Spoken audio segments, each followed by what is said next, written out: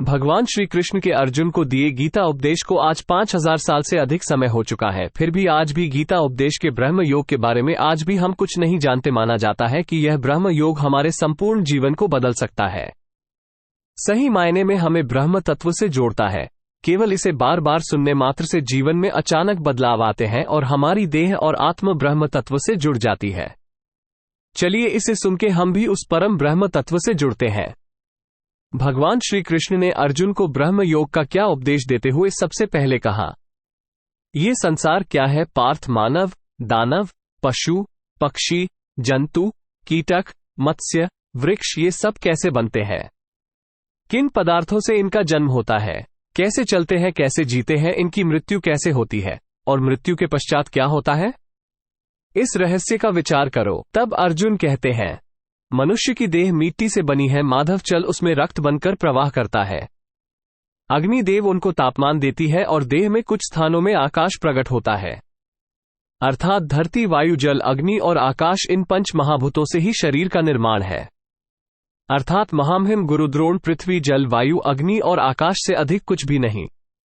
धर्मज्ञानी भी पंचमहाभूत का जोड़ है और अधर्मी भी।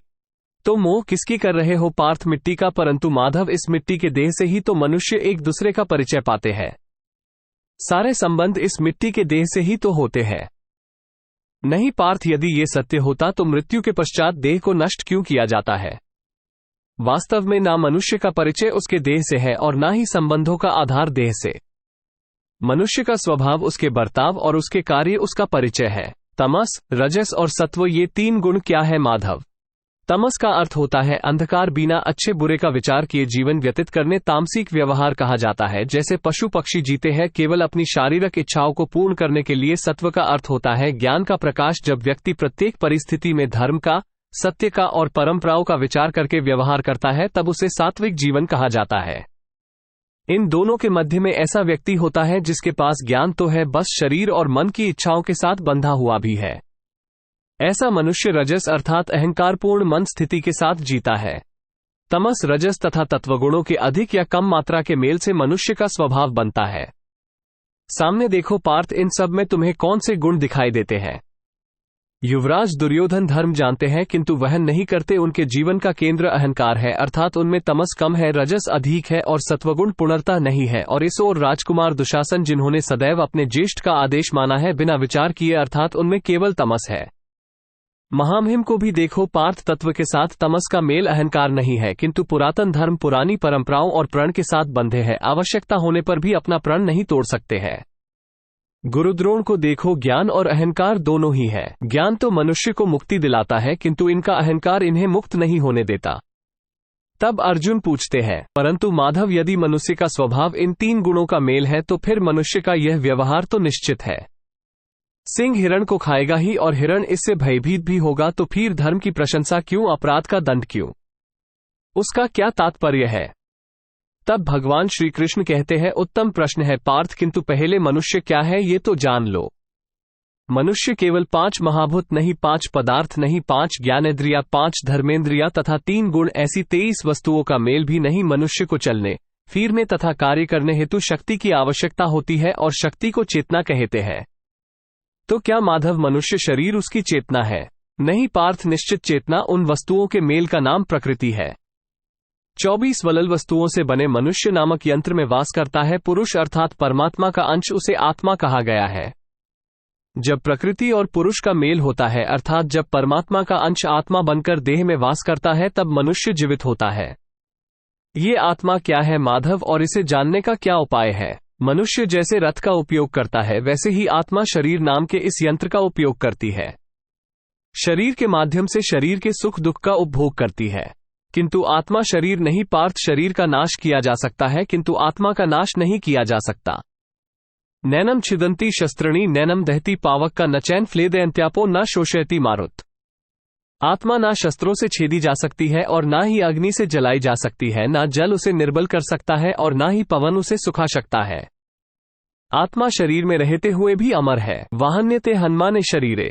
पार्थ, शरीर की हत्या की जा सकती है किंतु आत्मा की हत्या नहीं की जा सकती।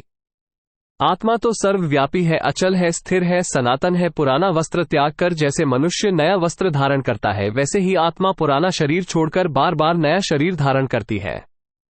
तब अर्जुन कहते हैं, परंतु माधव में तो जगत का अनुभव अपने शरीर के माध्यम से ही करता है, स्वयं को देहमय जानकर मैं आत्मा कैसे जान सकता हूं?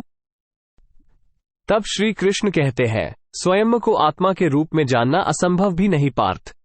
अंध भी जीते हैं, गूंगे भी जीते हैं, जिनके पास हाथ पैर नहीं होते वो भी जीते हैं, बस ये शरीर मनुष्य नहीं है। जिसकी चेतना चली जाती है उसे मूर्छा आ जाती है, वो भी जीवित रहता है। इसलिए स्पष्ट है कि मनुष्य का चेतन तत्व वो भी शरीर नहीं। इसी प्रकार जो व्यक्ति अपने भीतर खोज करता है, इंद्रियां नहीं, शरीर नहीं, भावनाएं नहीं, विचार नहीं, ज्ञान भी मैं नहीं, जो ये समझता जाता है वो अंत में स्वयं को आत्मा के रूप में जान ही लेता है। ये आत्मा का क्या कार्य है माधव? जब पर धर्म के भाग हुए पुरुष तथा प्रकृति बने, तब पुरुष अर्थात परमात्मा के अंश ने आत्मा बनकर प्रकृति की प्रत्येक वस्तु में वास किया। इस आत्मा को मोह तथा अंधकार ने घेर लिया पार्थ। उस मोह निंद्रा से जागृत होकर स्वयं को परमात्मा का अंश जानना ही आत्मा का कर्तव्य है, उद्देश्य है और जीवन कार्य। परंतु माधव, यदि हर आत्मा परमात्मा का अंश है तो क्या उन्नति और अधोगति स्वयं परमात्मा कर रहे हैं? जिस प्रकार कीचड़ में पड़ा रत्न चमकता नहीं, वैसे ही प्रकृति के 24 पदार्थों से घिरी आत्मा को ये स्मरण हो जाता है कि वो परमात्मा का अंश है। अधिकतर आत्माएं अपने देह को ही सब कुछ मानती है, स्वयं देह से भिन्न है ये जान ही नहीं पाते। शरीर को जो सुख दुख बाध बंध आदि का अनुभव होता है उसे अपना अनुभव मान लेती है और बदलाव का प्रयास ही नहीं करती है। जो आत्माएं बदलाव का प्रयत्न नहीं करती, निरंतर अधर्म करती रहती है, उन्हें जागृत करने के लिए दंड देना अनिवार्य है। तुम भी ये जान लो पार्थ कि तुम शरीर नहीं हो, केवल एक आत्मा हो। इस रणभूमि में दिखाई देने वाला प्रत्येक योद्धा वो नहीं जो तुम उन्हें मानते हो। कुछ समय के लिए सब अपने शरीर में वास किया, इनके शरीर मरेंगे, किंतु ये सब अमर है, वो पुनः नया शरीर धारण करेंगे। जब तक स्वयं को शुद्ध आत्मा के रूप में जान नहीं लेंगे, जब तक अधर्म का नाश करके धर्म में दृढ़ नहीं होंगे, तब तक ये जन्म लेते और मरते रहेंगे। यही ब्रह्म विद्या का प्रथम पाठ है। महाभारत के उस भीषण युद्ध के बीच अर्जुन इस ब्रह्म योग का ज्ञान पाकर आत्मा को अविनाशी जानकर युद्ध करते हैं और अपने धर्म का पालन करते हुए ब्रह्म से जुड़ जाते हैं।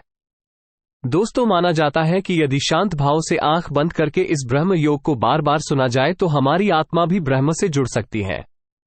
दोस्तों, आपका क्या मानना है? भगवान श्री कृष्ण के इस ब्रह्म योग उपदेश के बारे में हमें जरूर बताएं। आगे हम कोशिश करेंगे भगवान श्री कृष्ण के गीता उपदेश में दिए अन्य योग के बारे में भी आपको विस्तार पूरा वर्णन सुनाएंगे। धन्यवाद वीडियो सुनने के लिए। यदि आपको हमारा ये प्रयास अच्छा लगा है तो अपने दोस्त मित्र भाई बहन को भी शेयर कीजिए, उनके जीवन भी बदल जाएगा और वे भी आपका धन्यवाद जरूर करेंगे। ऐसी रोचक जानकारी जानने के लिए हमारे चैनल को सब्सक्राइब कीजिए। धन्यवाद।